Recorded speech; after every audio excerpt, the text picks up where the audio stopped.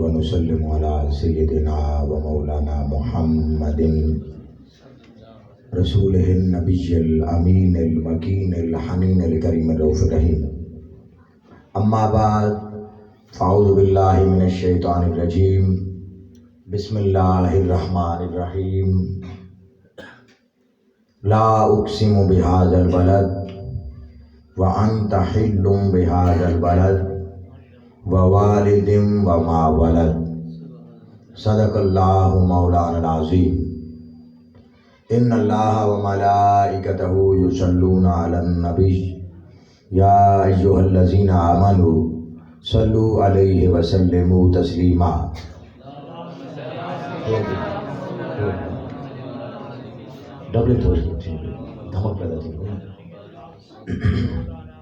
الصلاۃ والسلام علیک یا رسول اللہ وعلی آلک واصحابک یا حبیب اللہ. الصلاۃ والسلام علیک یا نبی اللہ وعلی آلک واصحابک یا نور اللہ. اللہ رب العزت کا لاکھ لاکھ شکر ہے کہ جس کی عطا کردہ توفیق سے اور حضور نبی اکرم صلی اللہ تعالیٰ علیہ وآلہ وسلم کے نالین پاک کے تصدق سے آج کی اس عظیم الشان یادگار روحانی علمی فکری ایمان افروز بزم میں مجھے اور آپ کو حاضری کا شرف مل رہا ہے. میں آپ سب حضرات کو بالعموم اور محترم المقام عزت مآب میرے مشفق و محسن جناب علامہ قاری جواد میر صاحب کو بالخصوص ہدیہ تبریک پیش کرتا ہوں.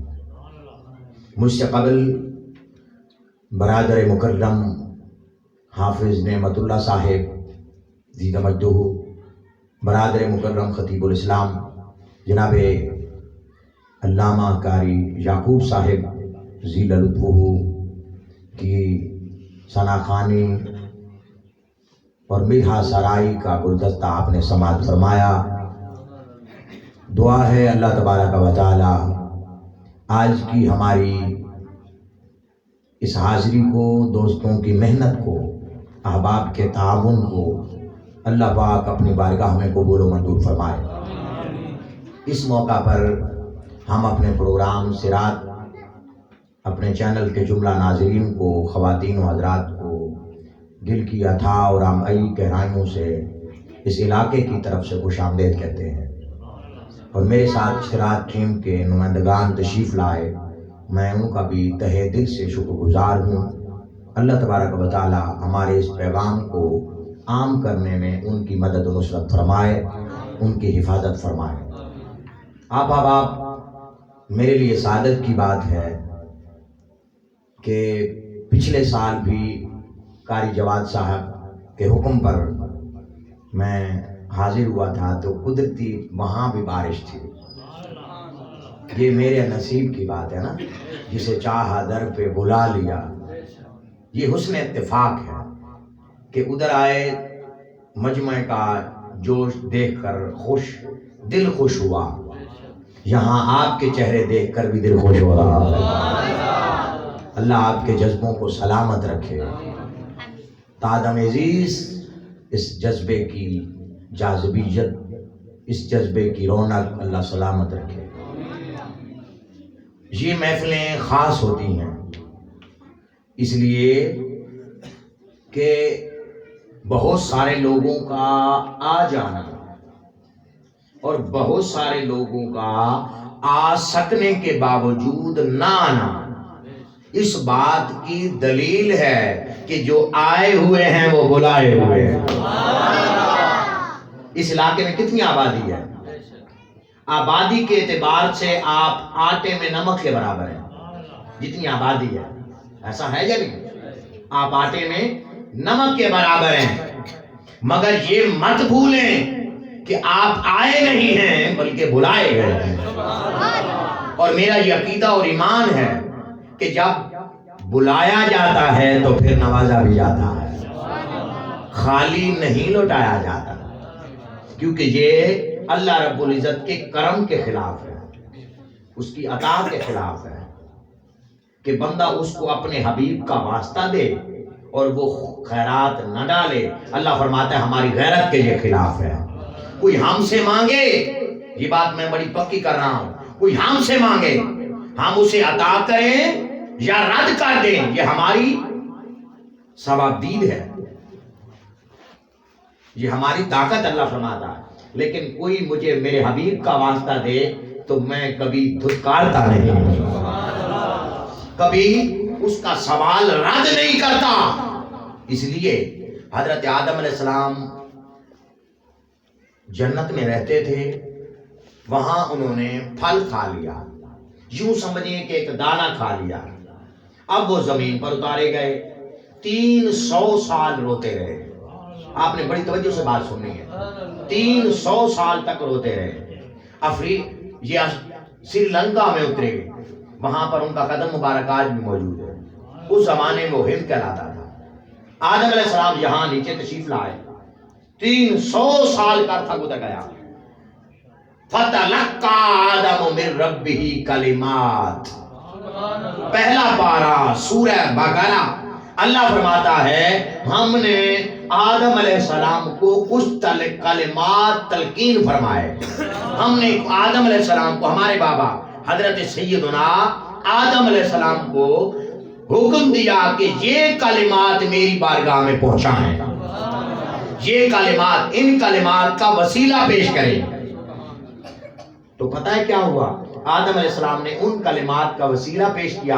قاضی ثناء اللہ پانی پتی تفسیر مظہری میں اور امام آلوسی تفسیر روح المعانی میں لکھتے ہیں کہ آدم علیہ السلام نے وہ کلمات اللہ کے حضور پیش کیے، اللہ نے حضرت آدم علیہ السلام کی توبہ قبول فرما لی۔ اب کسی سے کوئی پوچھے کہ وہ کلمات کیا ہیں، وہ کلمات ہیں مصطفیٰ کریم علیہ السلام پر درود و سلام، آقا کی ذات کا واسطہ دیا۔ کس نے؟ انسانوں کے بعد، انبیاء کے بعد حضرت آدم علیہ السلام نے حضور علیہ السلام کا وسیلہ پیش کیا۔ اے اللہ، میں انہم انی اتوجہک بمحمد صلی اللہ علیہ وسلم، اللہم انی اسالک بمحمد، اے اللہ میں تجھ سے تیرے سونے محبوب محمد کا واسطہ دے کر توبہ کرتا ہوں۔ ربنا ظلمنا انفسنا وَإِن لَّمْ تَغْفِرْ لَنَا وَتَرْحَمْنَا لَنَكُونَنَّ مِنَ الْخَاسِرِينَ۔ اے اللہ تو نے ہمیں نہ بخشا، ہم اپنی جانوں پر ظلم کر بیٹھے، تو نے ہمیں نہ بخشا تو یقیناً ہم خسارے والوں میں ہوں گے۔ اپنے محبوب کا واسطہ دے کر تجھ سے معافی مانگتا ہوں، اللہ مجھے قبول فرما۔ حضرت آدم کی توبہ قبول ہوئی نام محمد کی برکت سے، اللہ نے قبول فرما لی۔ وہ کلمات کیا تھے؟ وہ حضور علیہ السلام کی شان تھی۔ حضرت آدم علیہ السلام سے حضور اللہ رب العزت نے سوال کیا، اے آدم یہ تو محمد کو کیسے جانتا ہے؟ اس علاقے میں کون سا علاقہ؟ گلہ خیل میں میلاد سجانے والوں، سری لنکا میں حضرت آدم دعا فرمائیں، وسیلہ مصطفیٰ کا پیش کریں، اللہ دعا قبول فرما لے۔ اب وہی خدا جو جانتا ہے، جاننے کے باوجود حضرت آدم سے سوال کر رہا ہے، تو محمد کو جاننا ہے؟ ابھی حضور نہیں آئے، آقا کی آمد نہیں ہوئی، ابھی تو انسان بھی نہیں آئے، حضرت آدم اکیلے تھے حضرت آدم علیہ السلام۔ حضرت آدم نے اللہ کی بارگاہ میں عرض کیا، باری تعالیٰ جب میں جنت میں داخل ہوا تو جنت کے دروازے پر اس سونے محمد کا نام لکھا ہوا تھا، عرش کے پائے پر دائیں جانب لا الہ الا اللہ تھا، بائیں جانب محمد رسول اللہ تھا۔ میں جنت کے صدر دروازے پر گیا، اس کے بھی ایک طرف اگر لا الہ الا اللہ کا بینر تھا، دوسری طرف محمد رسول اللہ کا گلدستہ تھا۔ میں پھر جنت میں چلا گیا، میں نے حوروں کے ماتھے پہ دیکھا تو محمد نام کی مالا تھی۔ جب میں نے فرشتوں کے پروں کا مشاہدہ کیا تو فرشتوں کے پروں پر محمد لکھا ہوا تھا۔ میں نے جنت کی تنابوں اور خیموں میں دیکھا تو میں نے وہاں یہ نظارہ کیا کہ اس نام کے ڈنکے عرش پر بج رہے ہیں، کیوں نہ اس نام کا وظیفہ میں کروں۔ تو دوستو اس سے ثابت ہوا کہ حضور کا میلاد زمین پر سب سے پہلے اپنے باپ حضرت آدم نے منایا ہے۔ اس کا مطلب ہے جو میلاد منائے گا وہ حلالی ہوگا۔ بات سمجھے؟ اپنے باپ کا ہوگا تو میلاد منائے گا. اگلی بات میں میری طبیعت اجازت نہیں دیتی. بات سمجھ گئے نا؟ جب آپ یہ بڑا لطیف نکتہ ہے. تو سب سے پہلے میلاد کس نے منایا؟ بولیے نا سارے. کوئی آپ سے پوچھے تو میں حوالے کے لیے ذمہ دار ہوں. امام ابو نعیم نے ہلیۃ الاولیاء میں لکھا ہے اور بڑے بڑے اکابر اولیاء نے علماء نے اپنی کتابوں میں لکھ دیا. اللہ پاک نے پھر اس کی منظر کشی فرمائی. اللہ پاک نے فرمایا لا اقسم بہذا البلد. سورہ بلد کی پہلی آیت. اللہ نے فرمایا میں اس شہر مکہ کی قسم کھاتا ہوں. شہر او تھا کو اللہ مدینہ گھن مانے بولو تا صحیح. میں شہر مکہ کی قسم کھاتا ہوں. نوجوان توجہ سے سنیں, بڑی توجہ سے بات سنیں. میں شہر مکہ کی قسم کھاتا ہوں. پہلے فرماتا ہے میں کسی شہر کی قسم نہیں کھاتا, پھر کھاتا بھی ہوں. مولا کس چیز؟ اس بلد کی. اب بلد کہہ دیا, بلد المکہ نہیں کہا, بلد المکہ نہیں کہا, کہا اس شہر کی قسم کھاتا ہوں جس کا نام مکہ ہے. باری تعالیٰ تو اس شہر کی قسم کیوں کھاتا ہے؟ اللہ فرماتا ہے اس کی بہت ساری صورتیں ہیں. لا زائدہ ہے, اس کا معنی یہ ہے کہ مجھے قسمیں کھانے کی ضرورت نہیں ہے. اب ہمیں قسمیں کھانے کی ضرورت ہے نا. ہم مقدمات روزانہ لڑتے ہیں, روزانہ تکلیفیں ہوتی ہیں, روزانہ مصیبتیں ہوتی ہیں, ہم قسمیں کھاتے ہیں. کیوں کہ ہماری بات پہ وزن نہیں ہوتا. بھائی تھا ہی بیٹھے ہو نا جی, میرے ساتھ ساتھ چلے. آپ کو بات سمجھ آ رہی ہے جی؟ گل سمجھ آتی کوئی ہے؟ ہاں ہوں کر کے جواب دے دو تو میرا گزارا چلنا راضی. ویسے میں جبری سبحان اللہ نہ قائل ہی نہ ہیں جی. نکلے تو خود بخود نکلے نا. دل کی بات دل تک پہنچے اور ہمارا سلام آقا تک پہنچے, ہمارا کام ہو جائے ہیں جی میری. اچھا تو میں یہ کر رہا تھا کہ اللہ تبارک و تعالیٰ نے قسم کھائی شہر مکہ کی. اللہ سے پوچھا گیا باری تعالیٰ ہم تو قسمیں کھائیں, ہمارے بیان میں کمزوری ہوتی ہے, مگر تو کیوں قسم کھاتا؟ اللہ فرماتے ہیں مجھے بھی قسم کھانا لوڑ کو نہیں, مجھے بھی قسمیں کھانے کی حاجت اور ضرورت نہیں. اگر تم یہ سمجھو کہ مجھے یعنی رب کو قسم کھانے کی ضرورت اور حاجت ہے تو ایسی ضرورت اور حاجت کے تم محتاج ہو, میں پاک ہوں, میں پاک ہوں. تو باری تعالیٰ پھر قسم کھاتا کیوں ہے؟ فرمایا اس لیے کہ وَأَنْتَ حِلٌّ بِهَذَا الْبَلَدِ, اس لیے کہ سونا مصطفیٰ تو اس شہر میں قیام ناز کرتا ہے. تیرا پیدائش اسی شہر مکہ میں ہوئی ہے, تیرا بچپن اس مکہ میں گزرا ہے, تیرا لڑکپن اس مکہ میں گزرا ہے. اس مکہ میں تو نے 53 سال گزارے ہیں. آقا نے مکہ میں کتنے سال گزارے؟ 53 سال والے تو بولے نا. کتنے سال گزارے؟ 50 اور 3 53. 60 میں سے 7 نکال دے تو 53, 40 میں 13 جمع کر دے تو 53. حضور نے مکہ میں کتنے سال گزارے؟ ہم مدینے والے بولو 53 میں 53 سال مکہ میں گزارے. اللہ نے شہر مکہ کی قسم کھائی کیونکہ میرے محبوب اس شہر کی ہوائیں تیرے چہرے کے بوسے دیتی ہے, اس شہر کی مٹی تیرے قدموں کے بوسے دیتی ہے, اس میں صبح و شام تیرا آنا جانا رہتا ہے. مصطفیٰ چونکہ تیرا بسیرا اس شہر میں ہے اور سونا تیرا ڈیرا اس شہر میں ہے, اس لیے مکہ لائے کے قسم ہو گیا. اچھا دوسرا ہے لا زائدہ کا دوسرا معنی یہ ہے کہ یوں تو سارے شہر اللہ کے ہیں مگر مکہ کی قسم کیوں کھائی؟ شہر سارے اللہ کے, دیش سارے اللہ کے ہیں. وَلِلَّهِ مَلَكُ السَّمَاوَاتِ وَالْأَرْضِ, ملکوت سماوات والارض اسی کا, ہر چیز اسی کی ہے. شہر بھی اسی کے ہیں, دیہات بھی اسی کے ہیں, ہم بھی اسی کے ہیں, مگر اس نے شہر مکہ کی قسم کیوں کھائی؟ اس لیے تو شاید نہیں کھائی کہ جہاں بیت اللہ ہے, جو کعبہ ہے, ایک کعبہ جو مکہ میں ہے جس کی طرف ہم منہ کر کے نماز پڑھتے ہیں. آپ کا منہ کدھر ہے؟ بولیے نا, کوئی تھیں بیٹھے ہو نا. آپ کا منہ کدھر ہے؟ کعبے کی طرف.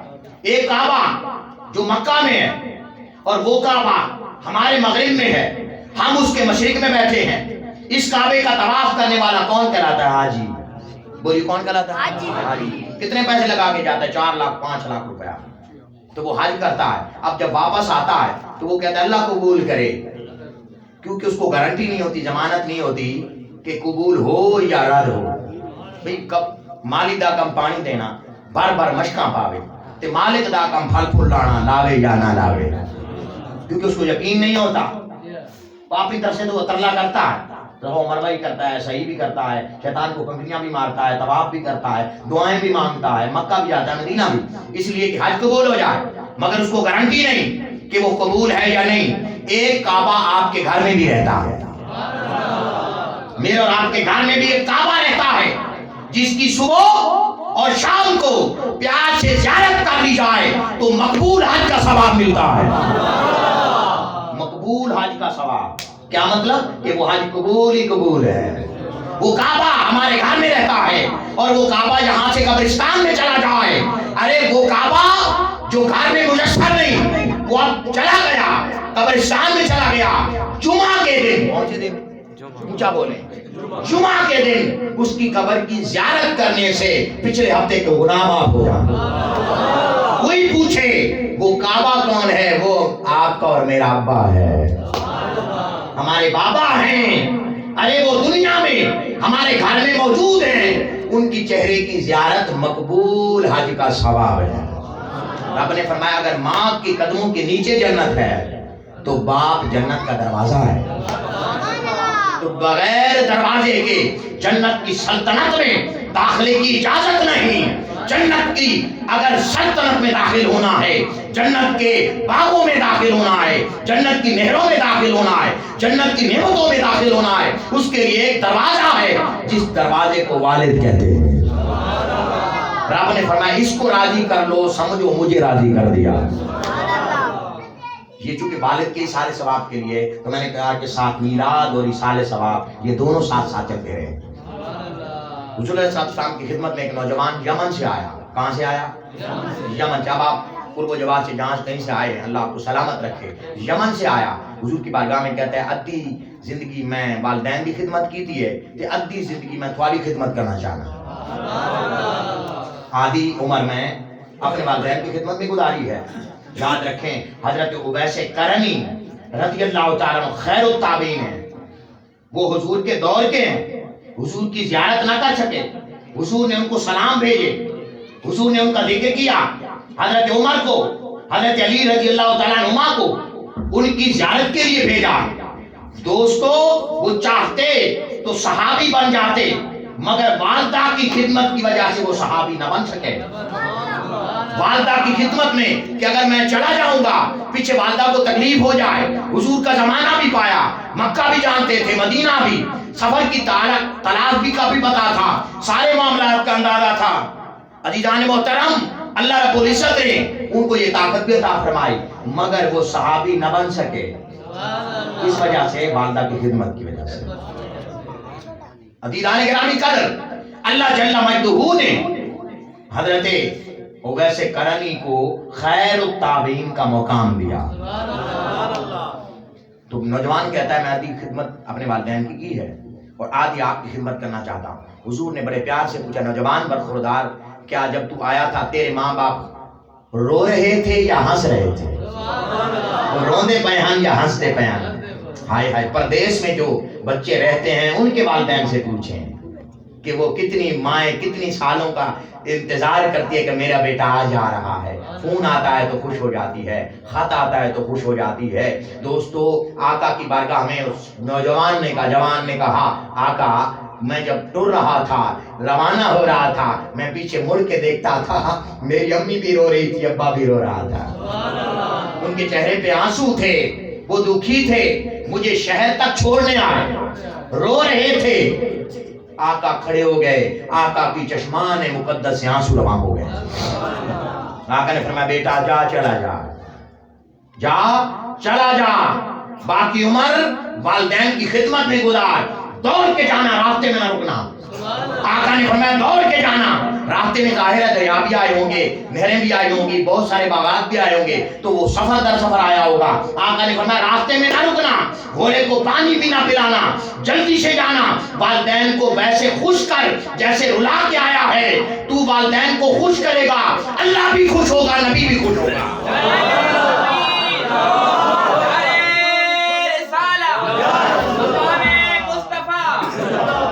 عزیزان محترم، یہ ہے والد کا مقام. آقا نے فرمایا رضا الوالد رضا اللہ، والدین والد کی رضا رب کی رضا ہے، والد کی ناراضگی رب کی ناراضگی ہے۔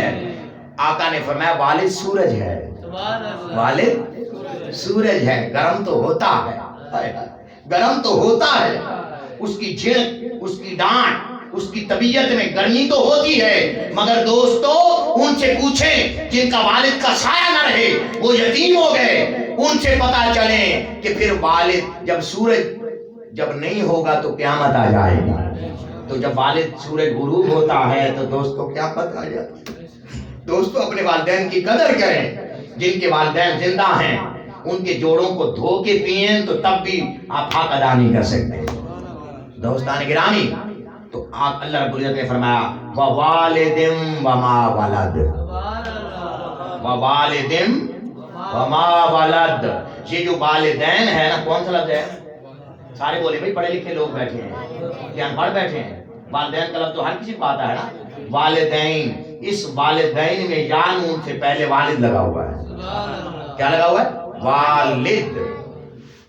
والد کا معنی ہوتا ہے باپ، ابا، وہ پلار، بھائی پشتون بھی بیٹھے ہیں نا تاکہ ان کی بات بھی ذوق طبع کی نظر ہو جائے۔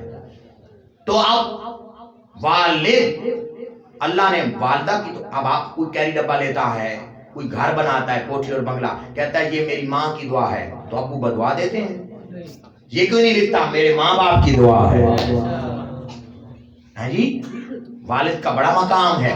اللہ نے والدہ کی تو قسم نہیں کھائی قرآن میں، یہ میرا ایک ریسرچ انالیسز ہے، لیکن والد کی اللہ نے قسم کھائی ہے، وَوَالِدٍ وَمَا وَلَدٍ، اللہ نے باپ کی بھی قسم کھائی ہے، بیٹے کی بھی قسم کھائی ہے۔ اگر باپ ہو، اس پر مختلف اقوال ہیں، اگر باپ ہو حضرت آدم، کون ہو؟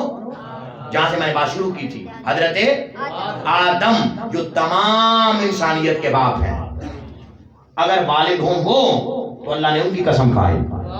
کیوں کھائی؟ کہ ان کے چہرے میں نور مصطفیٰ چمکتا تھا، جب نور مصطفیٰ ان کی پیٹھ میں چمکتا تھا، فرشتے ان کے ساتھ رہتے تھے، ان کا طواف کرتے تھے، انہوں نے اجازت دی باری تعالیٰ وہ نور میرے ماتھے میں شفٹ کر دے تاکہ فرشتے سامنے آ جائیں، سامنے سے میری زیارت کریں، میں ان کو دیکھوں، وہ مجھے دیکھیں۔ اللہ نے حضور کا نور پاک ان کے پیشانی میں نصب فرما دیا۔ پھر آدم علیہ السلام نے کہا پیشانی میں ان کو تو نظر آتا ہے، مجھے نظر نہیں آتا، اب ایسا کر کہ کہیں ایسی جگہ منتقل کر دے جہاں میں بھی دیکھوں اور آنکھیں ٹھنڈی کروں۔ اللہ نے حضرت آدم کے ناخنوں میں حضور کا نور منتقل کر دیا، باقی سارا ہمارا لباس اتر گیا ہے، جنت سے ہم نیچے آئے نا، باقی آدم علیہ السلام کا سارا لباس اتر گیا، ایک ناخن ساتھ آ گئے۔ ناخن جنتی ہیں، ناخن بولی نا، ناخن جنتی ہیں، اس لیے ان کو کاٹ کر نیچے پھینکنے کی اجازت نہیں ہے، ان کو نالیوں میں پھینکنے کی اجازت نہیں ہے۔ آج اس سنت پر جا کے عمل کریں کہ ناخن کاٹ کر یا تو دفن کریں یا اونچی جگہ پہ رکھیں، یہ جنتی ہیں۔ یہ بات تو یاد رہے گی نا آپ کو، یہ باقی سارا لباس ہمارا اتر گیا مگر یہ ناخن سلامت ہیں۔ کوئی پوچھے ارے یہ ناخن سلامت کیوں ہیں؟ یہ حضور کا میراث بنا رہے ہیں، کیونکہ ناخنوں میں نور مصطفیٰ چمکتا تھا۔ حضرت آدم نے پتہ ہے کیا کیا؟ اب سنیں ذرا غور سے، مجھے اگر اس کا سوال کرے تو یہ پیش کی میں جواب دیتا چلوں۔ آدم علیہ السلام نے یوں کر دیا، نجات دینا ہو ہے۔ آدم علیہ السلام نے کیا کیا؟ یہاں کر کے ایسے کیا، سارے کر لیں، ٹھنڈک ہو جائے گی، ٹھنڈ پڑ جائے گی۔ حضور آدم علیہ السلام کی یہ سنت ہے، پوچھے کہاں لکھا ہوا، حوالہ میں دینے کو تیار ہوں۔ یہ کس کی سنت ہے؟ بولیے نا، یہ انگوٹھے چومے کو نہ چومے، حضور کا نام بولیں محمد، بولے سارے محمد۔ اس میں ہونٹ دو دفعہ ایک دوسرے کو بوسہ دیتے ہیں، اوپر والا ہونٹ یہ کھلے منہ سے محمد ادا ہی نہیں ہوتا۔ اللہ نے آدم علیہ السلام کے انگوٹھوں میں حضور کا نور منتقل کیا، آدم علیہ السلام نے انگوٹھوں کو چوم کے آنکھ پر لگایا، معلوم یہ ہوا یہ انگوٹھے چومنا ہمارے باپ آدم کی سنت ہے۔ اب جو حلالی ہوگا، اگلی بات آپ سمجھ گئے ہیں، بات سمجھ گئے نا؟ بات سمجھنے کی کوشش کریں عزیزان گرامی قدر. تو فرمایا ووالد وما ولد. آدم علیہ السلام کی بھی قسم کھائی اور ان کی اولاد کی بھی قسم کھائی. پھر ان حضرت آدم علیہ السلام سے حضرت شیس علیہ السلام میں نور منتقل ہوا. وہ بھی باپ بھی ہوئے بیٹے بھی ہوئے. وہ باپ بھی ہوئے اور بولیے باپ بھی ہوئے اور باپ بھی ہوئے اور بیٹے بھی ہوئے. ان کی نور مصطفیٰ ان میں منتقل ہوا. آدم علیہ السلام کا جوڑا پیدا ہوتا تھا. 2 بیٹی بیٹا صبح پیدا ہوتے, 1 بیٹی بیٹا شام کو پیدا ہوتا. جو صبح والا بیٹا ہوتا اس کا شام والی بیٹی سے نکاح ہوتا. جو شام والے بیٹا ہوتا اس کا صبح والی بیٹی سے نکاح ہوتا. یہ سلسلہ چلتا رہا. حضرت شیس علیہ السلام اکیلے پیدا ہوئے. ان میں نور مصطفیٰ منتقل ہوا. حضرت شیس علیہ السلام کو حضرت آدم نے وصیت کی, اے بیٹا شیس پاکیزہ عورتوں سے نکاح کرنا. کیوں کہ تیرے اندر نور مصطفیٰ ہے, تاکہ پاکیزہ صلبوں سے پاکیزہ رحموں میں جائے. یوں حضرت شیس کی بھی قسم, حضرت آدم کی بھی قسم. آگے چلیں, یہ سفر لمبا ہے, میں آپ کو مکے لے چلتا ہوں. اللہ اس پروگرام کی وساطت سے ہمیں مکہ بھی دکھائے, مدینہ بھی دکھائے. آدم علیہ السلام سری لنکا میں آئے, اور آدم علیہ السلام جب زمین پر آئے تو پریشان تھے. حضرت جبریل علیہ السلام نے ان کے سامنے اذان دی. یہاں پر یہ مسئلہ بھی سامنے آ جائے کہ اذان دینا جائز ہے یا نہیں. قبر پر حضرت آدم علیہ السلام کے سامنے حضرت جبریل نے اذان دی. اذان کے کلمات کیا تھے؟ اللہ اکبر اللہ اکبر, اشہد ان لا الہ الا اللہ. آگے تھا اشہد ان محمد رسول اللہ. حضرت آدم نے سوال کیا. اب سوال نہ کرتے تو ہمیں جواب نہ ملتا. انہوں نے سوال کیا, یہ محمد کون ہے؟ واٹ از محمد؟ ہو از محمد؟ محمد کون ہے؟ کہا محمد چوکدا. بس سمجھ آ رہی ہے نا آپ کو, یہ محمد کون ہے؟ حضرت جبریل نے کہا یہ آپ کی نسل سے انبیاء کے سردار ہیں. عزیزان محترم, تو یہ اس کا مطلب ہے آدم علیہ السلام کی پریشانی ختم ہو گئی. تو دوستو قبر میں میت کے لیے اس سے بڑی پریشانی کیا ہو سکتی ہے کہ اس سے سوال ہو رہے ہیں. جب آپ اذان پڑھیں گے اس کو حوصلہ ہو جائے گا. بات سمجھ گئے نا؟ علماء نے فرمایا بارش نہ آئے آپ اذانیں دیں, بارش نہ رکے تب بھی اذانیں دیں, آپ راستہ بھول جائیں تب بھی اذان دیں, آپ پر ڈاکہ پڑ جائے اللہ نہ کرے تب بھی اذان دیں, علاقے میں وبا پھیل جائے, بیماری پھیل جائے, جیسے ڈینگی وائرس پھیل گیا تھا اللہ نہ کرے, اس طرح کی وبا پھیل جائے, حضور نے فرمایا اذانیں دیں. اگر کہیں مصیبت آ جائے, زلزلہ نہ روکے, آپ اذانیں دیں. دوستو یہ جائز صورتیں ہیں, ضروری تو نہیں ہے کہ فقط نماز کے وقت اذان دی جائے. اس سے آپ یہ ثابت ہو گیا کہ اذان دینا جبریل علیہ السلام کی سنت ہے.